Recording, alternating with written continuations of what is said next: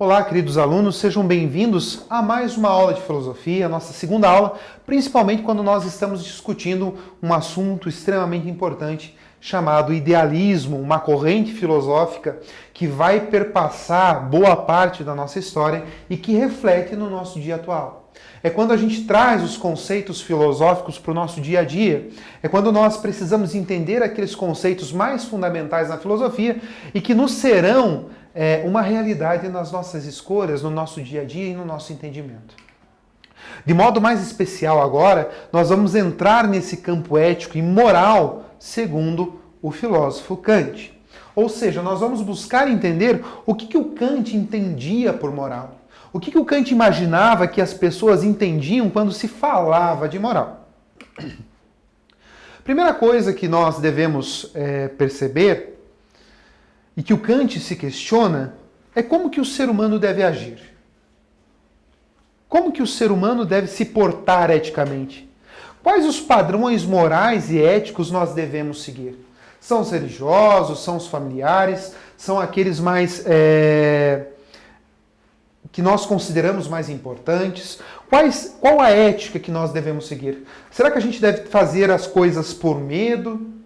Por que nós seguimos padrões éticos? Será que é o medo de nós sermos punidos?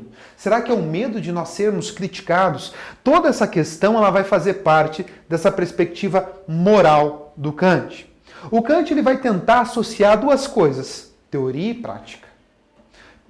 Se a gente olha a ética e moral, elas estão separadas, mas profundamente relacionadas. Ética é aquela atividade reflexiva, moral é uma atividade prática.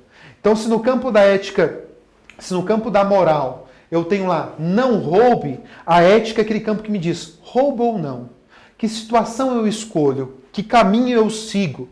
E o Kant vai dizer, vai tentar encontrar, será que existe uma moral, algo que diga o que é certo e o que é errado antes da experiência?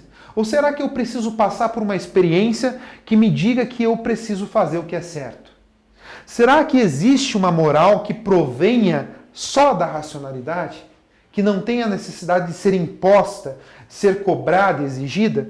Para isso a gente pode se questionar, será que existem regras formuladas antes da experiência? Ou será que, por exemplo, quando eu pego depositar o lixo no local correto, será que essa regra moral que nós temos na sala, no ambiente domiciliar, será que ela é uma regra que partiu de uma experiência ou que é uma atividade que veio da nossa racionalidade, é uma atividade anterior a isso? O Kant vai dizer o seguinte, vai entender o seguinte, sim, existem os princípios supremos, existem princípios que se originam lá na nossa racionalidade, e que vão originar e que vão dar base a todas as leis e a toda a moral da nossa sociedade.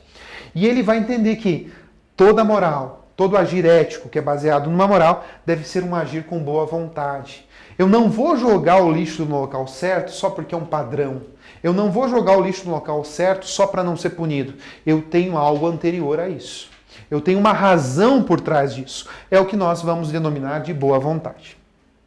Para isso, o Kant vai definir dois imperativos que, para a filosofia do Kant, principalmente para o ensino médio, eles são importantes. Tomem nota, acompanhem no livro.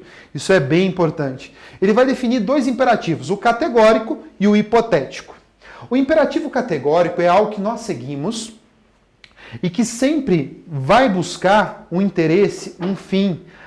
É só o desejo de cumprir uma boa ação por ela mesma. Eu não espero recompensa daquilo que eu faço.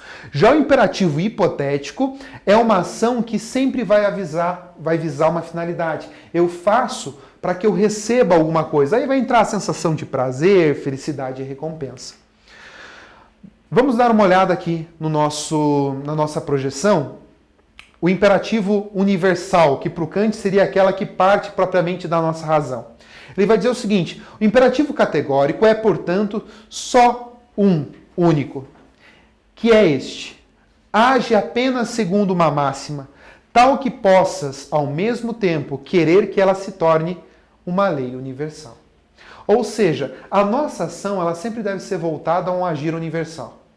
Ele vai dizer, se a tua máxima, se o teu agir não traz um bem universal, talvez ele não seja um bem racional, talvez ele não seja uma prática categórica, talvez seja só uma prática que vise um fim, algo que seja, propriamente dito, não tão racionalizado. Então, se fosse para nós separarmos nesse momento alguns contextos que são importantes, o imperativo categórico, não roubo por ser meu dever, sigo a racionalidade. Esta regra me traz um dever universal, faz um bem a mim mesmo. Eu me sinto bem quando eu pratico essa regra de não roubar. Em compensação, o imperativo hipotético diz o seguinte, não roubo para não ser punido. Então convém que a gente possa repensar agora as nossas atitudes no nosso dia a dia. Será que nós seguimos o imperativo categórico?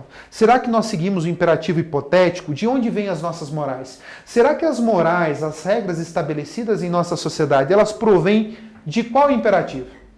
Na grande maioria, nós vamos perceber que as pessoas da nossa sociedade seguem suas regras por medo de se não ser punido. Então essa ideia de você pensar em você mesmo, não ser punido, não ser castigado, muitas vezes faz com que as pessoas sigam regras. Quando, na verdade, para o Kant, o mais importante seria seguir regras porque elas são um bem em si mesmo.